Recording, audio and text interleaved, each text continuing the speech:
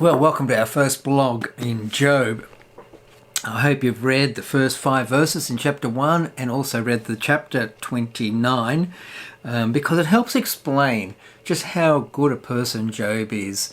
And that's central to really coming to terms with some of the really difficult issues that we are confronted by Job's suffering. He was a very good person. He was the kind of friend you want. He was the kind of neighbour you want.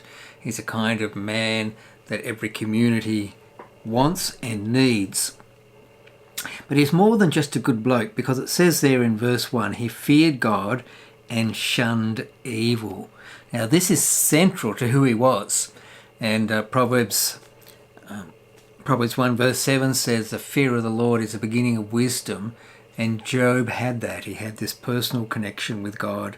He was a genuine believer in God. And part of his wisdom was that he understood the holiness of God and the frailty of human nature, and that no one is perfect, and you might even accidentally offend the holiness of God. That's part of what it's on about in verse 5, when it talks about doing a sacrifice for his children. And behind this too is linking into the whole theme that pops up in the book of Hebrews: without the shedding of blood there can be no forgiveness of sin. And that's the theme in the whole Bible, right from Genesis 3, where God kills animals to get skins to cover Adam and Eve's nakedness. It's a symbolic gesture meaning something along those lines. All the way through to Jesus, the sacrifice of Jesus for our sin is the ultimate sacrifice, and it's the climax of that statement, that without the shedding of blood there can be no forgiveness of sin.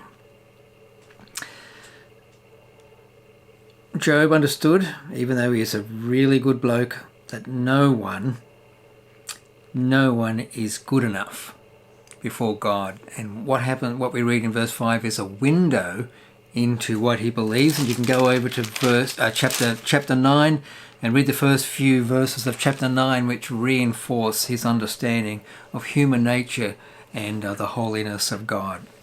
Okay, that'll do us just this time for this opening introduction into Job. Hope to see you next time. Bring along your coffee. Join in. Job's world is about to turn upside down. In the meantime, if you have a thought or a question, pop it on the blog and I'll get back to you. Okay.